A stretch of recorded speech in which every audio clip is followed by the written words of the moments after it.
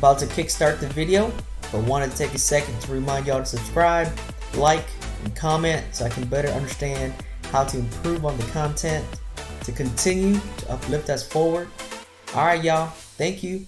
Let's get straight to the video. What's up? Hey everybody, I hope you're doing well. Another beautiful weekend ahead, and today I'm going to share some positive stories to uplift me, you, everybody forward, little by little. Let's make it happen. Story number 1. Jenny Burton says, quote, "How about that for motivation? I honestly thought I'd die on a park bench with a needle in my arm or by a gunshot to the head. You know, I would never in a million years thought my life would look the way it does today." End quote. Take a look at this picture right here. Wow. Jenny told 10 TV that at 6 years old, she was introduced to marijuana by her mom. At 12, she's already into cocaine, methamphetamines, and by 14, drinking, smoking crack, in and out of jail 3 times.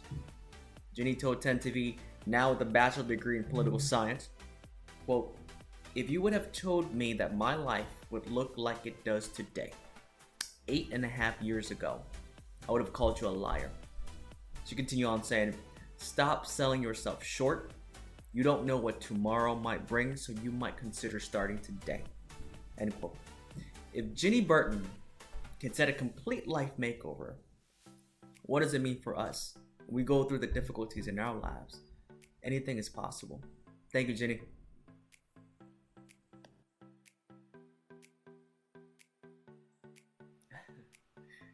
This is a sweet story because I myself was a teacher, and the things that we would do for our kids go far and wide. So here is a picture of Devarius Peters getting ready to go to his high school and graduation in Louisiana.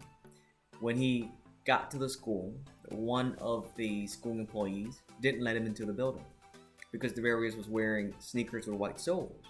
And the school employee was quoted to say, quote, "They're black and white. They said you have to wear black colored, dark colored shoes," end quote, before closing the door on Devarius. And at this point in time, like any of us, we kind of panic. This is one of our biggest days in our lives that we have worked 4 years for to achieve. And for someone to tell us to go home and that's it, sorry, you're not allowed in, I myself would be kind of pissed. Now in Devarius' case, you know, he's walking back and forth trying to figure out the options he had, what he can do about it. This is when John Butler, one of the teachers, saw this and he knew he was going to do something for Devarius. Mr. Butler said, quote, "This is the biggest moment of your life to this point, and nobody's going to take that away from you. It was just a no-brainer to me to just take off my shoes off and give them to him," end quote. So look at this amazing picture right here of a teacher giving up his own shoes to make sure that his students graduate. Now at the same time, same day, his daughter is graduating at that same school too.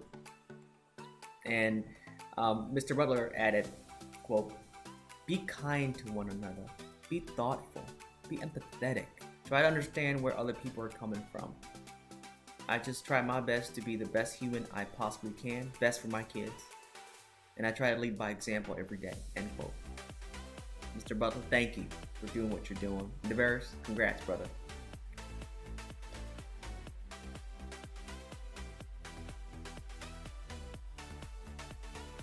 Story number 3, let's do it. What a beautiful story. As you see here, there's a picture of a beautiful married couple and their good friend standing in the back there. So the guy there is Jim Myrtle, and that right next to him is his wife, Debbie Neal Strickland. They were just married November 24th.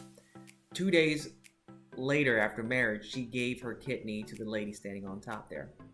And her name is Marlene Myrtle. Now Marlene is Jim's ex-wife, and she's been going through some tough times with kidney disease, where at one point her kidney was operating at only 8%, and she's been divorced from Jim for almost 20 years, and they've been very on good terms for the purpose of raising their kids.